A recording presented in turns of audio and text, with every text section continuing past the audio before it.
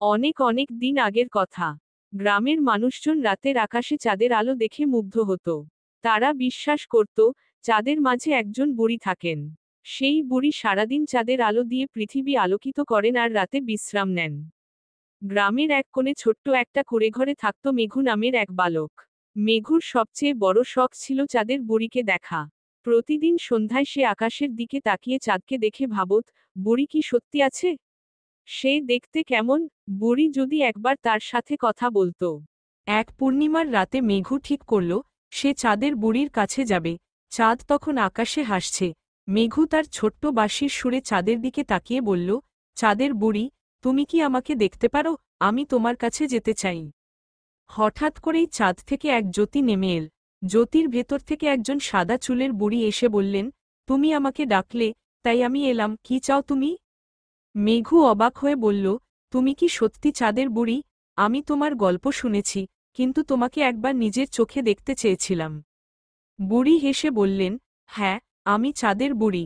চাঁদের আলো দিয়ে আমি পৃথিবীকে আলোকিত করি, তবে খুব কম মানুষই আমাকে দেখতে চায়। তোমার মতো কৌতূহলী বাচ্চারা আমাকে খুব পছন্দ করে। মেঘু বলল, তুমি কি আমাকে তোমার বাড়ি দেখাতে পারবে? চাঁদের বুড়ি মেঘুর হাত ধরে আকাশে নিয়ে গেলেন। মেঘু দেখল, চাঁদের ভেতর সুন্দর এক জগৎ। সেখানে দুধসাদা আলো, সিলভার গাছ আর বড় বড় তারার মতো ফুল। বুড়ি বললেন, এটাই আমার বাড়ি। আমি এখান থেকে পৃথিবী দেখতাম আর তোমাদের সুখে হাসতাম। মেঘু বিস্ময়ে বলল, তুমি এত সুন্দর একটা জায়গায় থাকো, কিন্তু তুমি কি কখনো একা লাগো না? বুড়ি হাসলেন, না রে বাছা। পৃথিবীর মানুষ আমাকে ভালোবাসে। তোমাদের হাসি আর খুশি আমাকে একাকিত্ব ভুলিয়ে দেয়। তারপর চাঁদের বুড়ি মেঘুকে তার বাড়িতে ফিরিয়ে দিলেন। মেঘু সেই রাতে বালিশে মাথা রেখে ভাবল, পৃথিবীকে আলোকিত করতে কত বড় ত্যাগ স্বীকার করতে হয়।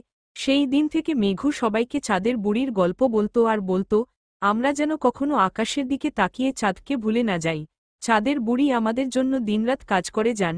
এভাবেই চাঁদের বুড়ি আর মেঘুর গল্প ছড়িয়ে পড়ল, আর মানুষের মনে চাঁদের আলো আরও উজ্জ্বল হয়ে রইল।